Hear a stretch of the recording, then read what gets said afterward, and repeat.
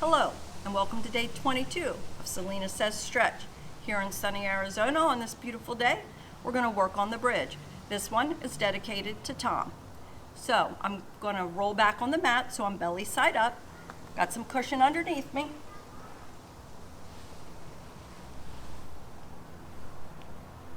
Again, remember my head is facing you so you can hear me talk, but you want to keep your head in a neutral position.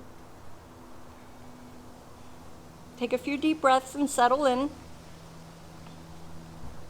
If you're advanced and know some variations for the bridge, feel free to take yourselves into those advanced versions.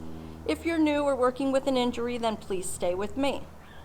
So we're going to have the knees bent, legs aligned with the hips, feet about hip distance apart, and pull those heels in towards the groin, to whatever part you can get them to. It's not important how close they are, it's just a guide.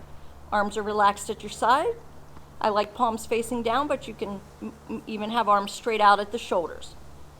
What we're going to do is keep breathing, and when you get to an exhale, we're going to lift the spine up off the floor, starting at the tailbone and working the way up the spine as we lift and create this space under our back. So keep breathing here as we push that energy down into the heels, down into the shoulders as we lift, bringing ourselves into a gentle back bend.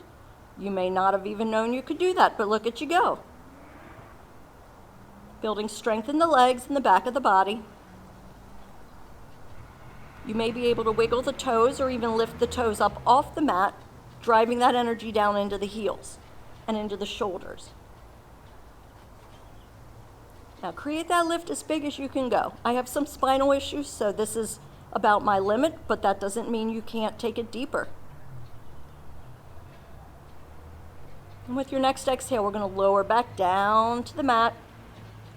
Take some nice cleansing breaths, and we're going to prepare for another round. Round 2, make any adjustments you need to with the hips, feet, and shoulders so you have a good foundation. If you don't have any ankle or foot injuries, this time I'm going to invite you to lift up on the tippy toes. So as we exhale and lift the hips, go ahead and lift the heels. Feel that energy pushing down into the ball of the foot and the toes. Just changing the way we work the muscles. If that's not good for you, you can bring the heels back down, lift the toes, or any of those options in between. There should be no pinching or tension in your neck, and your breath should still be flowing. We're building up strength in the back of the body. The front of the lungs are very open. One more breath, and let's lower, working from the top down. The hips and tailbone come down last. Nice big cleansing breath in between as we prepare for one more round.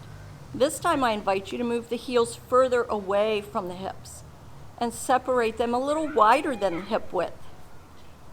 Again, just hitting the muscles from a different angle. Don't let the knees point in or point out too far. Keep them fairly neutral and aligned with the legs. On an exhale, we're lifting one more time. Now notice how this new leg position has changed the stretch. Are you feeling it anywhere differently? Are you feeling it more intensely or less intensely? This is a pose you can experiment with and change and do a few rounds with the feet in different positions. Lifting the toes or lifting the heels, adding in all those variations. Make the pose unique for you. We'll hold it for one more breath. And as we lower the hips, go ahead and bring the legs back to neutral. Nice big cleansing breath here.